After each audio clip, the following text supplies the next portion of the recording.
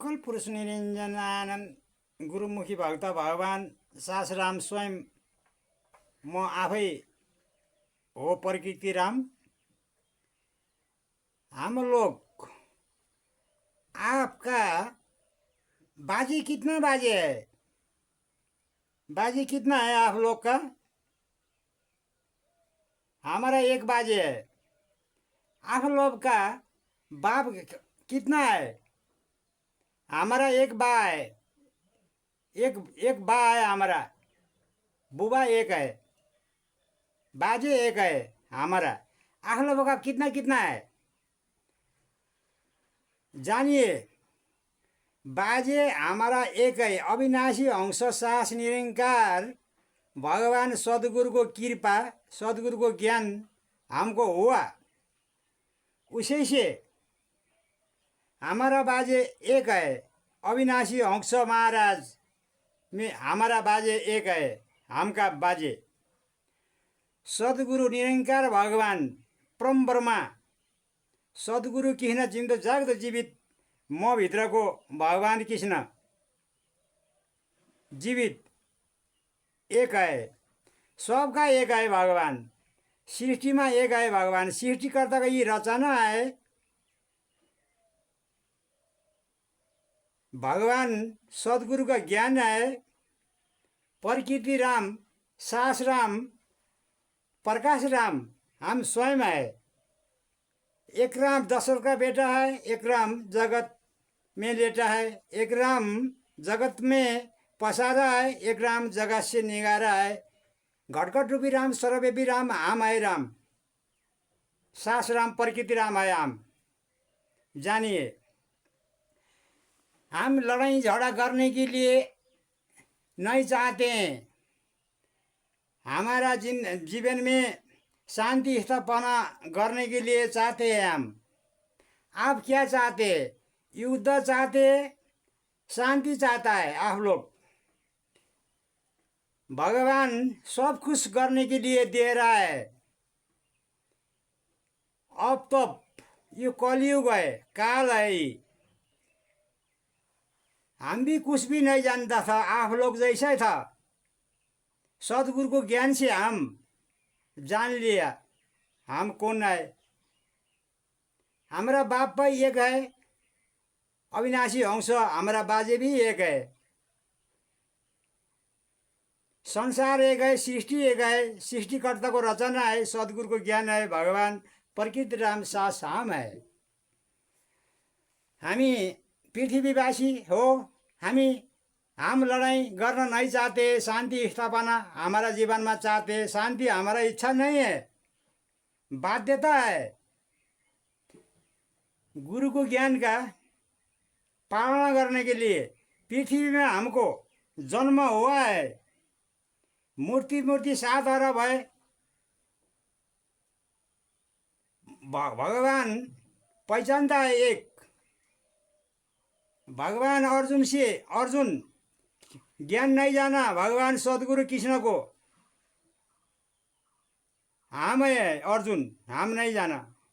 कलयुग में आया सदगुरु भगवान सदगुरु कृष्ण परम ब्रह्म निरंकार भगवान अविनाशी अंश सास म भित्रको जिउँदो जाग्दो जीवित सदगुरु कृष्ण आउनु भएर कलिकालमा आया है। ज्ञान दिया है। हम सब लोग पाया।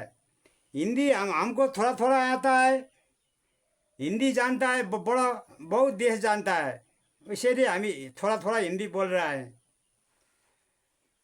युद्ध करने के लिए नहीं चाहिए। जाल जेल बिछाने के लिए नहीं चाहिए। सीमा कुनै देश के चेप्ने से नहीं चाहिए। एमसीबी कसै के व्यक्तिगत देश में व्यक्तिगत बनाने के लिए ना चाहिए। सबका ये पृथ्वी का सारा देश का सब देश है। सृष्टि सबका है। भगवान सृष्टिकर्ता का रचना है। समझिए, बुझिए।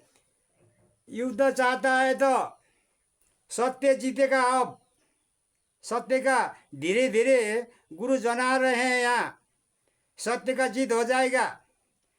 पृथ्वीवासी हो। भगवान सारा संतान भगवान को हम संतान है। बेटे भी हम है भगवान का। जानो, बुझो, समझो। लड़ाई झगड़ा मत करो। लड़ाई मत करो। लड़ाई बंद करो। युद्ध बंद करो। राम राज्य सब में ज्ञान, सबका सब में ज्ञान नहीं हुआ तो राम राज्य नहीं आएगा। जानो, ज्ञान सब में होना चाहिए। सेवा सत्संग सुमिरन करना चाहिए। गुरु को ज्ञान लेना चाहिए। उसी से हम पहचानेगा। हम नहीं जानेंगे, कुछ भी नहीं जानेगा गुरु को ज्ञान नहीं हुआ तो। यो समय का महापुरुषवर का यो समय वेद पुराण चलन चल्ती नियम कानुन यो कुछ भी नहीं है। ये कुछ नहीं है, भगवान की ज्ञान है। धर्म बहुत है, ये धर्म हमारा तो ज्ञान है। धर्म का विरोध हम नहीं करते हैं। जानो, भगवान शिव नेपाल के बीच भाग में, पृथ्वी के बीच भाग में गोरखा में गुफा है। गोरखा दरबार में गुफा है। गुफा में ध्यान कर रहा है। गौतम बुद्ध राजा का बेटा है। गोरखाली नेपाली है। गोरखा में ध्यान कर रहा है। हमारा राजा, नेपाल का राजा, सब सृष्टि का साझा सबका है। ये